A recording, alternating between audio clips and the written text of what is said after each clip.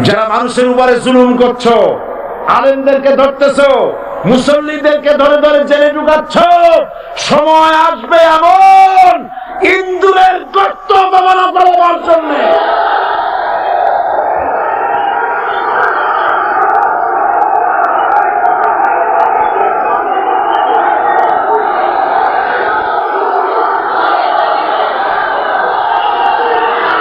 এই দলটির নাম ছিল আওয়ামী মুসলিম লীগ। এই দলটির নাম ছিল কি? আওয়ামী মুসলিম লীগ। তখন তারা নারায়ে তাকবীর, আল্লাহু আকবার ধ্বনি দিত, স্লোগান দিত, কিন্তু ধর্মনিরপেক্ষ মতবাদ দলীয় আদর্শ হিসাবে গ্রহণ করার কারণে নারায়ে তাকবীর, আল্লাহু আকবার এই স্লোগান তারা বর্জন করেছে। 1972 সনে যখন তারা ক্ষমতায় এলেন, তখন সংবিধানের শিরোনামে মুসলিম প্রথা সিদ্ধ বিসমিল্লাহির রহমানির রহিম তারা পরিত্যাগ করেছিল। সমস্ত বিশ্ববিদ্যালয়ের মনোগ্রাম থেকে ইকরা বিসমি রাব্বিকাল্লাযী খালাক রব্বি জিদনি ইলমা এটাকে তারা বাদ দিয়েছিল। সলিমুল্লাহ মুসলিম হল এই নাম থেকে মুসলিম শব্দ বাদ দিয়েছিল। নজরুল ইসলাম কলেজের নাম থেকে ইসলাম শব্দ বাদ দিয়ে শুধু নজরুল কলেজ করেছিল। এগুলি অসত্য না সত্য? বর্তমান এই সরকার ধর্মনিরপেক্ষ হওয়ার কারণে ইসলাম এবং মুসলিম বিদ্বেষী, তার অসংখ্য প্রমাণ এই জাতির কাছে রয়েছে। দেশের শ্রেষ্ঠ সন্তান হচ্ছে আলেম ওলামা, পীর বুজুর্গ, বলেন সুবহানাল্লাহ। দেশের শ্রেষ্ঠ সন্তান পীর মাশায়েখ আলেম ওলামাদের বিরুদ্ধে কোন জায়গায় কোন দুর্ঘটনা ঘটলেই তাদেরকেই দায়ী করা হয়। হরকুতুল জিহাদ, লাদেন বাহিনী, তালেবান নাম করে আলেমদেরকে গ্রেফতার করে এই সরকার পুলিশ দিয়ে নির্যাতন করেছে সরকার। দুশ্মনের শক্তিটা খুব বড়ই দেখা যায়, মনে হয় যেন অনেক বড় কি জানি কি। আল্লাহ পাক বলছেন ইন্না কাইদা শায়তানে কানা দাঈফা। শয়তানের চক্রান্ত যতই তুমি মনে করো অনেক ষড়যন্ত্রের জাল বিস্তার হয়ে আছে, আল্লাহ কয় কিছুই না, দাঈফা অত্যন্ত দুর্বল। আগুনের ভিতর থেকে আওয়াজ বেরিয়ে এলো, নমরুদ আমার ভিতরে দাহ্য শক্তি, জ্বালানো শক্তি আছে কি নাই যদি প্রমাণ করতে চাও, টেস্ট করতে চাও, তুই নিজে আয়, তোরে সুদ্ধা তাম দুনিয়া জ্বালাই দিতে পারি, ইব্রাহিমের এক গাছা পশম জ্বালাইতে পারি না। বিশ্বকবি আল্লামা ইকবাল কি সুন্দর করে বলেছেন, আজ ভি হো জু ইব্রাহিম কা ইমাম পয়দা আগ কর সকতি হ্যায় এক আন্দাজে গুলিস্তান পয়দা। ইব্রাহিমের ঈমান যদি আদিও কোথাও হয় বিদ্যমান, করতে পারেন অগ্নিকুণ্ডে খুবসুরত এক গুলিস্তান। এখনো যদি ইব্রাহিমের সন্তানদেরকে আগুনের মধ্যে ফেলে দেওয়া হয়, আর ইব্রাহিম ঈমান যদি থাকে, আগুনকে ফুলের বাগান বানাবার ক্ষমতা আল্লাহর আছে। রাষ্ট্র শক্তি, তাদের হাতে অস্ত্রপাতি তো খুব শক্তি, আর তারা একবার ক্ষমতায় যায়, ওরা মনে করে এই ক্ষমতা থেকে আমাদেরকে কেউ নামাইতে পারবে না। বিংশ শতকের শ্রেষ্ঠ মুজাদ্দিদ আল্লামা সৈয়দ আবুদুল্লাহ মওদুদী রাহমাতুল্লাহ আলাইহি তিনি এক জায়গায় লিখেছেন, স্বৈরাচারীরা তার পতনের সমস্ত ছিদ্র বন্ধ করে, কিন্তু একটা ছিদ্র বন্ধ করতে পারে না, মনের ভুলে সেই ছিদ্রটা থেকেই যায়, যেই ছিদ্র দিয়ে আসলে তার পতনটা হবে। ক্ষমতায় গিয়ে মনে করে চিরকাল ক্ষমতায় থাকবো।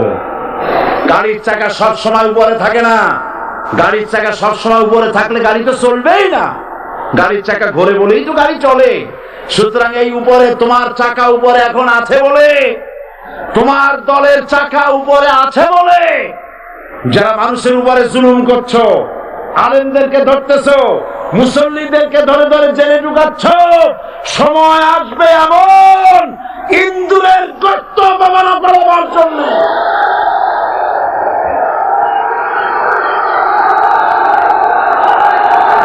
সমস্ত ইটেরা যদি ধর্মঘট করত, আমরা কেউ মাটির তলায় যাব না, কেউ আমরা আগুনে পুড়ে ঝামা হব না, পিক হব না, কেউ আমরা টুকরা টুকরা হব না, সবাই থাকবো উপরে উপরে, তাহলে কি দালান হইতো নাকি? এই বিল্ডিং নির্মাণ করতে গিয়া ইটের যে স্যাক্রিফাইস, হাজার হাজার ইটকে পিক হতে হয়েছে, পুড়ে যেতে হয়েছে, খোয়া হতে হয়েছে, ভেঙে টুকরা টুকরা হয়ে 50 ফিট মাটির নিচে যেতে হয়েছে, তারপরে ইমারত গঠন হয়েছে, সুন্দর দালান তৈরি হয়েছে। যারা ইসলামী শাসন চান, আল্লাহর দ্বীনকে বিজয়ী দেখতে চান, তাদেরকে অসংখ্য মানুষকে পোড়াইটের মতো জেলখানায় পুড়ে পুড়ে মরতে হবে, অসংখ্য মানুষকে ফাঁসির কাস্টে ঝুলতে হবে, গায়ের রক্ত দিতে হবে, শহীদ হতে হবে, তারপরে ইসলামের ইমারতটা কায়েম হয়ে যাবে। শায়ের কবি কি সুন্দর করে বলছেন, কবি সুন্দর করে বলছেন, ये शहादत गाहे उल्फत में कदम रखना, ये शहादत गाहे उल्फत में कदम रखना, लोग समझते हैं आसा है मुसलमान होना। মানুষরা মনে করে মুসলমান হওয়া খুব সহজ জিনিস। না, মুসলমান হওয়ার অর্থ হলো শাহাদাতের ঈদগাহে শামিল হয়ে যাওয়া।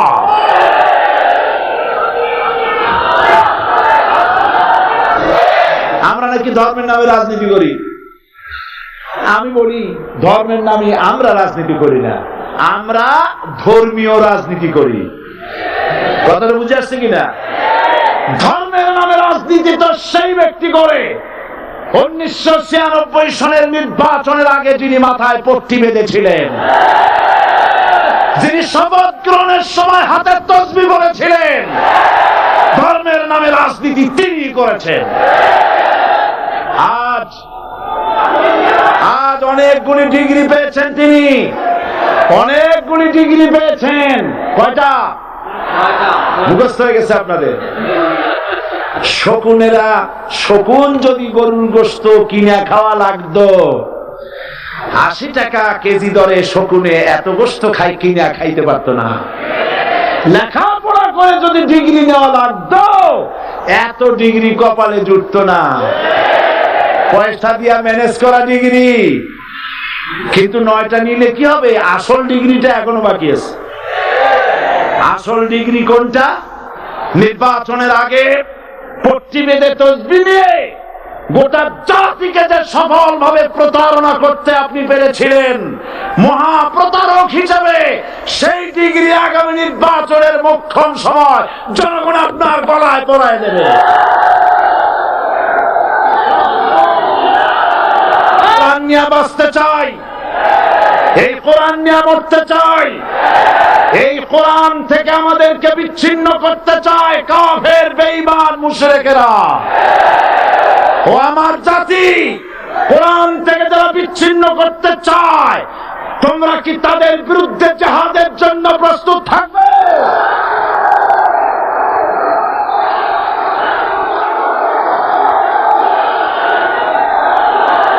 আজ আমাকে কথা বলতেই হবে ইনশাআল্লাহ, কারণ আগামীতে আবার আপনাদের সাথে দেখা হবে কিনা আমি জানি না। কথা বলতেই হবে। কেউ দাঁড়িয়ে থাকবেন না। আমি দেখতে পাচ্ছি বাংলাদেশের ভাগ্য আকাশে উত্তর গগনে কালো মেঘ জমা হয়েছে, ঝড়ের পূর্বাভাস লক্ষ্য করছি। যদি মোকাবেলা করতে না পারেন ভাবে, এমন অন্ধকার গাঢ় কালো অমাবস্যার রাত আসতে পারে যার সুবে সাদে খাওয়া অসম্ভব। সুতরাং আপনারা কি কাপুরুষের মতো কাফের মুশরিকদের গোলামি করে মরতে চান? বিড়ালের মতো 500 বছর বেঁচে থাকার কোনো লাভ নাই।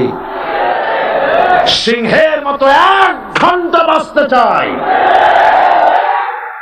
আমাদেরকে বলা হয় সাম্প্রদায়িক উস্কানিমূলক কথা নাকি আমি বলি।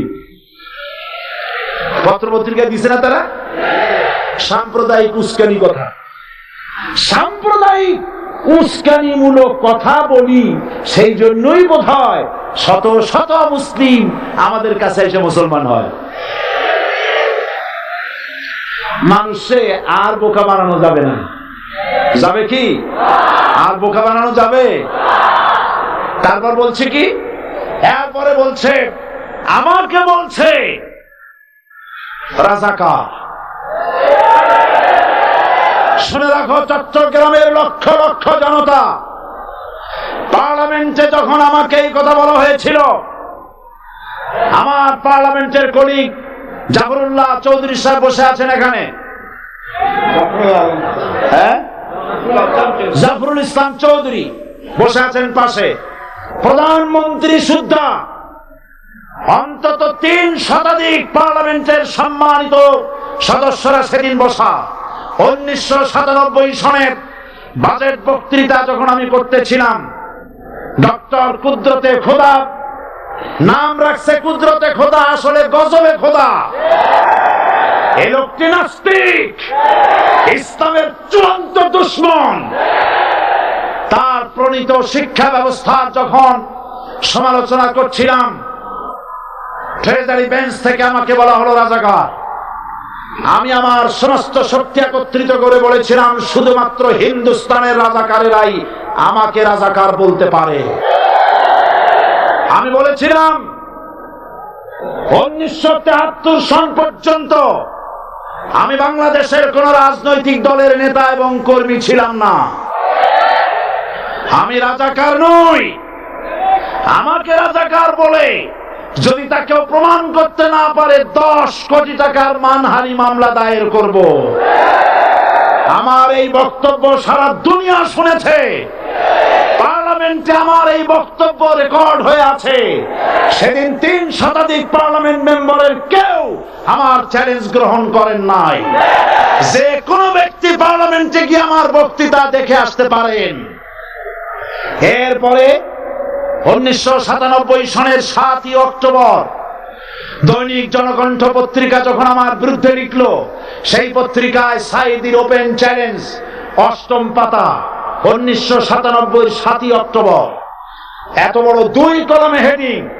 সেখানে আমি বলেছি, বাংলাদেশের সকল সাংবাদিক, গোয়েন্দা বিভাগ, বাংলাদেশের সকল বুদ্ধিজীবীকে আমি আমার পিরোজপুরে আমন্ত্রণ করছি।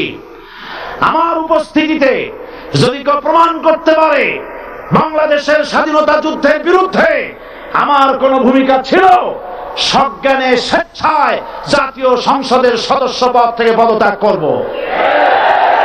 3 বছর পার হয়ে গেছে, আজ পর্যন্ত কেউ এই চ্যালেঞ্জের মোকাবেলা করে নাই। সুতরাং আমাকে যারা রাজাকার বলবে, তারা পিতৃ পরিচয়হীন অবৈধ সন্তান। 1971 সনের, শোনো মুসলমানেরা, 1971 সনের কোন কাদা সাইদির গায়ে লাগে নাই। আমাকে রাজাকার বলে জনগণ থেকে বিচ্ছিন্ন করবা, জনগণ থেকে আমার বিচ্ছিন্ন করা যাবে না। কারণ এই জনগণ আমার জন্য আসে না, এই জনগণ আসে আল্লাহর কোরআনের জন্য। আবু জাহেলের গোষ্ঠী, আবু জাহেলের গোষ্ঠী মনে করেছে সোজা আঙ্গুলে ঘি যখন উঠলো না, আঙ্গুল বাঁকা করতে হবে। শুরু হয়ে গেল অত্যাচার, শুরু হয়েছে না? হযরত সুমাইয়া রাদিয়াল্লাহু তাআলা আনহা কি নির্মম ভাবে, নিষ্ঠুর ভাবে তাকে শহীদ করা হলো। খাব্বাব, হুবাইব, হযরত খাব্বাব রাদিয়াল্লাহু তাআলা আনহুকে দেখে হযরত ওমর একদিন বলছিলেন, খাব্বাব তোমার পিঠে এত গর্ত কেন? এত গর্তওয়ালা পিঠ আর এত চিকুন কোমর আমি তো জীবনেও দেখিনি। হযরত খাব্বাব বলেছেন, ওমর জানো না, ইসলাম কবুল করার অপরাধে, কালেমা পড়ার অপরাধে কাফির বেঈমানেরা আমাকে মারধর করেছে। যখন আমি তাদের মারে কালেমা ছাড়ি নাই, তখন আগুন জ্বালায়া আগুনের আংটার উপরে, আংটা আগুনের উপরে আমাকে ঠিক করে শোয়ায়া, আমি যেন নড়াচড়া করতে না পারি সেজন্য আমার বুকের উপরে পাথর চাপা দিয়া রেখেছে। গায়ে গোশত পুড়ে পুড়ে আগুন ভিতরে ঢুকেছে, গায়ের রক্ত আর চর্বি গলে গলে পড়ে আগুনগুলো নিভেছে। ওই পিঠে যে গর্ত হয়েছে আজও পর্যন্ত সেই গর্ত মিটে যায় নাই। হযরত খাব্বাব রাদিয়াল্লাহু তাআলা আনহু বলছেন, বুখারী শরীফে হাদিসে ভাবে এসেছে, ওয়ান খাব্বাব বিন আরিফ রাদিয়াল্লাহু তাআলা আনহু আন্নাহু ক্বাল শাকাউনা ইলা রাসূলিল্লাহ সাল্লাল্লাহু আলাইহি ওয়াসাল্লাম ওয়া হুয়া মুতাওয়াসসাদুন বুরদাতুন লাহু ফি জিল্লিল কাবা। আমি গেলাম রাসূলুল্লাহর কাছে, যে দেখি হুজুর বাইতুল্লাহ শরীফের ছায়ায় আর মা আরাম ফরমাচ্ছেন। আমি কাছে গিয়ে বললাম, আলা তাস্তানসিরু লানা আলা তাদউ লানা ইয়া রাসূলুল্লাহ, হে রাসূল আপনি কি আমাদের জন্য দোয়া করবেন না? আপনি কি আমাদের জন্য আল্লাহর কাছে সাহায্য প্রার্থনা করবেন না? মার খেয়ে খেয়ে তো শেষ হয়ে গেল। শুনতেছেন আপনারা? আল্লাহর নবী উঠে বসলেন, বললেন, খাব্বাব শোনো, তোমাদের আগে যারা এই পৃথিবীতে এসেছিলেন দ্বীনের দাওয়াত দেওয়ার জন্য, সমকালীন রাষ্ট্র শক্তি তাদেরকে ধরতো, ফায়ুখাযুর রাজুলু ফায়ুহফারু লাহু ফিল আরদ, তার জন্য তারে ধরে নিয়া মাটির মধ্যে গর্ত করত, ফায়ুজআলু ফিহা, এরপরে সেই গর্তের ভিতরে তাকে কোমর পর্যন্ত গেড়ে দিত।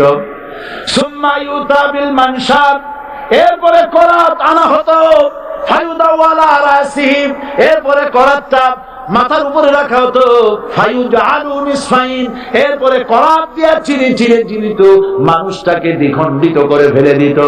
মা ইয়াসুদ্দুহু যালিকা আন দীনি, এত কষ্ট দেওয়ার পরেও, এত জুলুম করার পরেও দ্বীনের দায়ীদেরকে এক চুল পরিমাণ আল্লাহর রাস্তা থেকে তারা সরাই দিতে পারে নাই।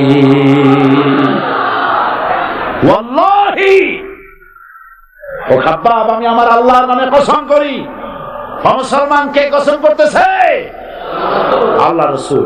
আমি আমার আল্লাহর নামে কসম করি, ওয়াল্লাহি লা ইউতাম্মান্নাল্লাহু হাযাল আমর হাত্তা ইয়াসির আর-রাকিবু মিন সানা ইলা হাদরামাউত। সেদিন বেশি দূরে নয়, ইয়েমেনের রাজধানী সানা থেকে শুরু করে সৌদি আরবের হাদরামাউত পর্যন্ত হাজার হাজার মাইল, এই দীর্ঘ পথের যুবতী নারী তার সৌন্দর্যের পশ্চা নিয়া, আর ধনাঢ্য ব্যক্তিরা সওদাগরেরা তাদের টাকা পয়সা নিয়া একাকে নিয়ে অথবা দলবদ্ধ ভাবে মানুষেরা যাতায়াত করবে। লা ইয়াখাফু ইল্লাল্লাহ, মানুষের মনের মধ্যে কোনো ভয় থাকবে না। এমন একটা সময় আসবে, সকলকেই মনে রাখতে হবে, কাফের মুশরিক মুনাফিকদের অধীনে গোলামীর জিন্দেগীর চাইতে ঈমান হেফাজত এবং স্বাধীনতা রক্ষার জিহাদে শরীক হয়ে শাহাদাতের মৃত্যু হাজার গুণে শ্রেয়। তারা চায় আমাকে জনগণ থেকে বিচ্ছিন্ন করতে, কিন্তু জনগণ থেকে আমাকে বিচ্ছিন্ন করা যাবে না। কারণ আমার আকর্ষণে মানুষ আসে না, আকর্ষণ হলো আল্লাহর কোরআন। জনগণকে বিচ্ছিন্ন করা যাবে না। এই চট্টগ্রাম থেকেই ইসলামী রাষ্ট্রের ঘোষণা হবে। এদেশে ভাগ হয়ে গেছে দুটো শিবির, বোঝাই যাচ্ছে। একদিকে ভারতের পা চাটা গোলাম নাস্তিক মুরতাদ শ্রেণীর বুদ্ধিজীবী এবং তাদের মদতপুষ্ট সরকার, আর একদিকে ইসলামী শক্তি, ইসলামী দল আর দেশপ্রেমিক জাতীয়তাবাদী শক্তি। একদিকে হিমালয় পাহাড় আর একদিকে ছুঁচো ইঁদুর। আল্লাহ বিজয় দেবে মুসলমানদের। কাদের বিজয় হবে? বাংলাদেশে কোরআনের রাজ কায়েম হোক, তাকে আপনারা চান? কারা কারা চান? দু হাত উঁচু করে দেখান। দাঁড়াবেন না, দাঁড়াবেন না। আমাদের যারা মৌলবাদী বলে ওরা হলো আগাবাদী। মূলে আছে কত কোটি? 12 কোটি। মূলে আছে কত কোটি? আর আমাদের যারা মৌলবাদী বলে ওই থাকো গাছের আগায়, আমরা মূলে। লাভালাভি বেশি করবা না, 12 কোটিতে গাছের গোড়া আসতে নানা দেবে, মামু বাড়ি দিল্লি গিয়ে পড়বা, বাংলার জমিনে জায়গা হবে না। এ কথা বিশ্বাস করো। বাংলাদেশের মুসলমানদের শরীরে এক বিন্দু রক্ত থাকতে শয়তানের তৈরি করা ধর্ম নিরপেক্ষ মতবাদ বাংলার জমিনে কায়েম হতে দেওয়া হবে না, হবে না।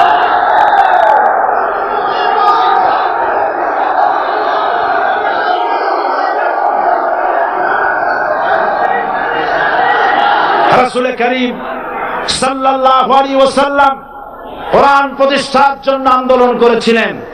আয়াতুল কুরসি আমাদের সে কথাই শিখিয়েছে। আল্লাহ রাব্বুল আলামিন বলেন, আল্লাহু লা ইলাহা ইল্লা হুয়াল হাইয়ুল কাইয়্যুম। প্রাণ খুলে পড়েন, আল্লাহু লা ইলাহা ইল্লা হুয়াল হাইয়ুল কাইয়্যুম। আল্লাহ হচ্ছেন তিনি, যিনি ছাড়া কোনো ইলাহ নাই, আইনদাতা নাই, বিধানদাতা নাই। আমরা মানুষের তৈরি করা আইন মানি না। 12 কোটি মুসলমানের দেশে আইন তৈরি করবে মানুষ, আমরা মানব না।